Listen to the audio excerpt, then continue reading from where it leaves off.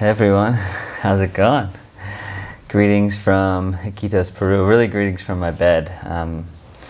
I've been up, I haven't been sleeping that much recently. I got back from the jungle a few days ago and I was there for 2 weeks doing this ayahuasca retreat where I was teaching voice, and it was, it was amazing. I didn't really know what to expect. Sort of got the job last minute and it felt so aligned, having been through this divorce, having no place to live. I was like, I'm just going to go to Peru for a month. The retreat was 2 weeks. I'm going to spend the whole month here. It's really affordable to live here, and also the retreat, it was paid for, of course. And I got to sit in 5 ayahuasca ceremonies, but I also got to teach voice and vocal workshops the entire time, which is one of my favorite things to do. And I learned so much. I was teaching, but I also learned so much because I'm kind of a student of life. I'm not someone who claims to have all the answers, and I find that learning is part of the teaching. And today I wanted to talk to you about something that I really, when you go to the jungle and when you're doing any kind of this sort of intense work, you can't know what to expect. I actually spoke to a friend yesterday. I was like, so what's, sort of your intention for ayahuasca? And they're like, honestly, I don't really have one, because I've realized that, like, whatever intention I may have, the medicine's gonna do whatever it wants. And I first want to make it very clear that you don't, to do personal work, you don't need to go to the jungle and drink some plant medicine and go on this wild, mystical, magical, spiritual, symbolic trip. It's one way. And I was reminded of it. I wrote this song about 9 or 10 years ago when I first discovered ayahuasca, and the song, the title was Ayahuasca, and I played it for everyone one of the nights, so basically we have these long ceremonies that last like 6 or 7 hours, and they're really wild, and there's 12 people plus some facilitators and our curandera Juanita, who was singing most of the time, and then everyone had a chance to share a song, or kind of lead people in a song or a chant or something at the end. One by one we'd go around. And I decided to play the song Ayahuasca, and what was wild is when I wrote the song, I knew very little about ayahuasca. I had heard about it, I had studied about it, I had never done it before, and I wouldn't do it for 9 years after that. But the song was so relevant. For whatever reason, whatever it was coming through to me, it made so much sense. And the lines like, it's all about like the jungle, and the jungle is the hardest part, but ayahuasca will take you there. And it's sort of like, if you're struggling and if you're stuck in your head, like, this is the thing that will help you get out. And it's definitely one way, but it's not the only way. Like I always say, that the message is for everyone, but the medicine is not. And even if that means I will go to these places and push myself to the limit to help share something with you, so regardless of where you are in the world, you can get some sort of healing or some sort of growth or understanding, that's cool with me, because you don't necessarily need to come down here to do the whole thing. Though if you feel called to it, by all means. So, where does that leave us? Well, that leaves us in a really wild place. So, when I was in Peru in May doing ayahuasca for the first time, I had just gotten Brothers Green, I just left, and I was going through a really hard time in my relationship, and then I discovered a lot about myself. I saw a lot about myself, and the following 6 months, everything for me changed. I uncovered some really deep trauma.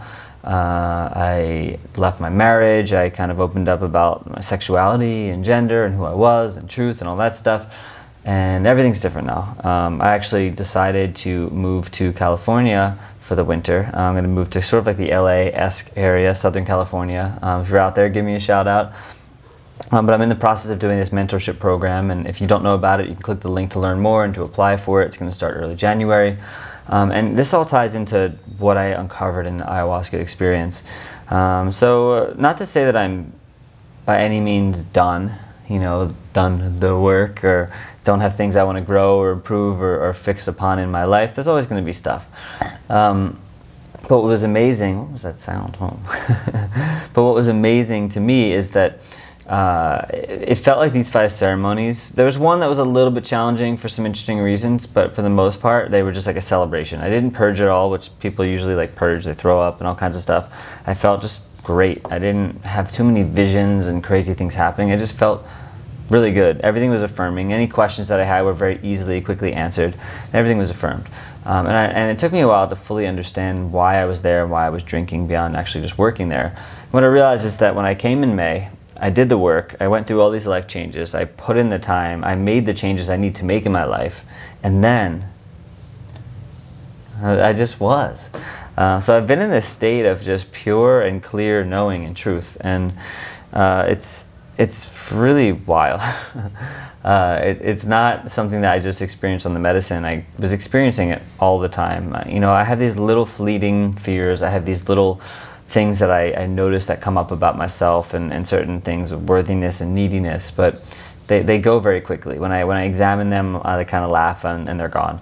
And I've just kind of seen and realized that because I integrated all this work into my life, that I'm good.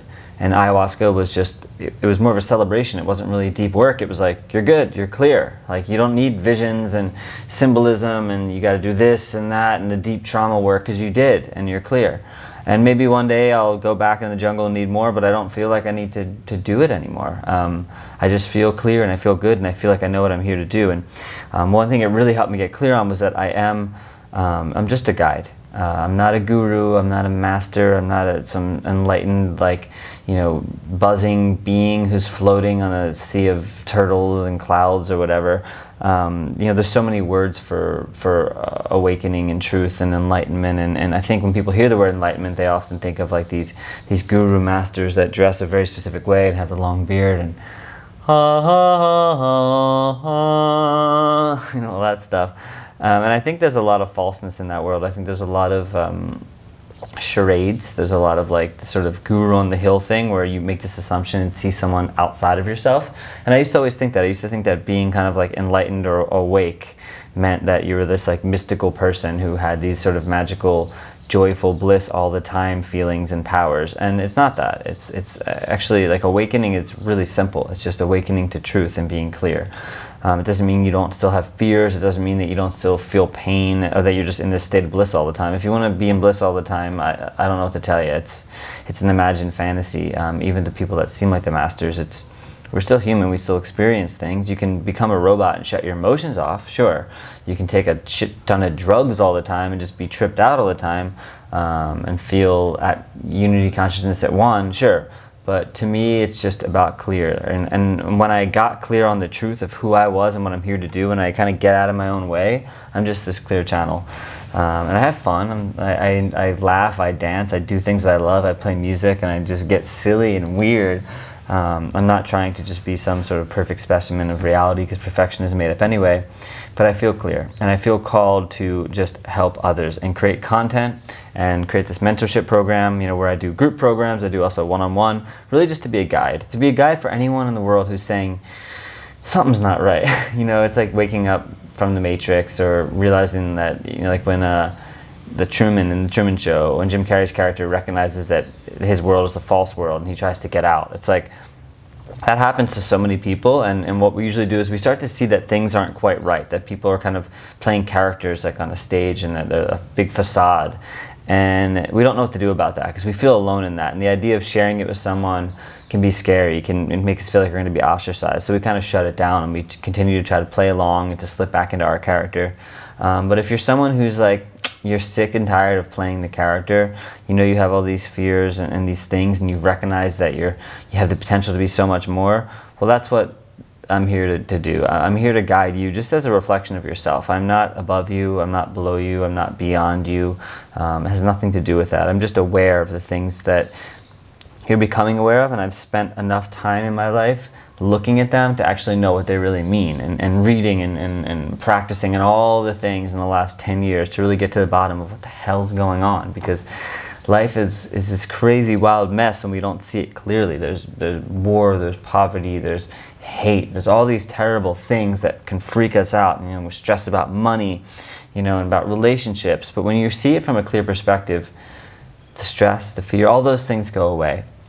And one thing that I've actually been, you know, talking a lot about that's been changing my life in a huge, like, simple way, and a lot of people I've been speaking with have been just being like, oh yeah, that makes sense, is this idea of like self-doubt, you know, self-judgment, self-doubt, being self-critical. It's easy to think that when you're doubting yourself, that the thing to do is to bring in more love, to bring in more gratitude. It's like, oh, I have self-doubt, I just need to have more self-love. I just need to accept myself more. I need to have more gratitude and self-gratitude, all these things. And that can be grateful. That can be grateful. That can be great, and that can be really helpful. But the problem is that when you feel like you need more of something and less of something else, you create this weird cycle that you might not be aware of. You create this space where you're going from, thinking, knowing you're somewhere and thinking you need to be somewhere else, which can also just create more self-doubt, because you're like, well, I should be here, so I should do these things, and if I'm not doing these things, or these things are not working, it just creates this kind of negative feedback and loop cycle. So I want to offer a different perspective on that for y'all. Let's see, are we clear here? I got this new camera and the focus can be a little funky sometimes. So I want to offer a new perspective on the whole self-doubt thing. So instead of trying to give yourself more self-love or more gratitude or more self-confidence, instead realize that the self that's doubting is made up. I'm going to say that again. The self that is doubting is made up. It's not real. When we try to give ourself more love instead of actually recognize that our self is an illusion, we get stuck in the feedback loop. But when we start to actually examine the self, who is the self that's doubting? And why is the self doubting? When we start to really look at that and start to dissolve this false construct of who we think we are, well then naturally the love, the gratitude, the clarity, they all just happen. They're side effects. That's the cool thing. Like all the good things that we want in life, from what I've seen, they're side effects of just waking up to the truth of who you are. They're side effects of actually becoming aware. My freaking hair on that. Speaking, my hair has a mind of its own. My hair is awake much more than I am. But they're all side effects of just awakening up to truth. And again, you can label it enlightenment or truth realization or non-dualism or whatever you want, whatever word you want to place on God, unity, consciousness. But to me, it's really just about taking a good hard look at yourself and discovering who you've become and why. And that's also a big part of this mentorship program, and why I guide people is because I'm just like a guide on the map of life. Like I've just been there, so I can say, hey, I see where you're going. I see you're going to being alone or beating yourself up. Like there's actually another way to look at it. Just nudge you gently. I'm really just someone that can help see clearly the things that you're going through because I've been through them, and to remind you that you're not alone and that things are going to be okay. And the more you bring in those perspectives and the more you start to destroy the false self, at first it's weird and scary because you're burning down all that you've held on to so tightly in your life. In order to go on this process and this journey, and it's not for everybody. It's not for most people, I would say. Most people would rather stay kind of in their slumbers, and they might recognize things, but it's easier to stay asleep. It's easier to stay in the dream, because in the dream there's something, even if it's not safe, it feels safe. There's this safety to like, no, these are my things, these are my beliefs, I've got these ideas, I'm going to go ahead and hold on to them, and they're going to serve me well, even if I'm not truthfully happy and secretly depressed. I'm going to try to convince you that they do serve me well and all this stuff. But when you can't fight any longer, and I'm speaking to you, you know who I'm talking about. I'm speaking to you. If you are in the state right now where you just can't keep pretending any longer, you're sick and tired of the charade, you're sick and tired of playing games, of being some false character just to fit in, because it doesn't actually help. You think it does. You think by laughing at that person's jokes and saying the things that you know they're going to want to hear, you think it helps you fit in, but for some reason you're still sad and secretly alone. I'm speaking to you. Speaking to you. So if that's you, realize that I'm going to keep creating a lot of content. I have a lot of stuff on my Instagram, which is also You Enjoy Life. I have my You Enjoy Life podcast.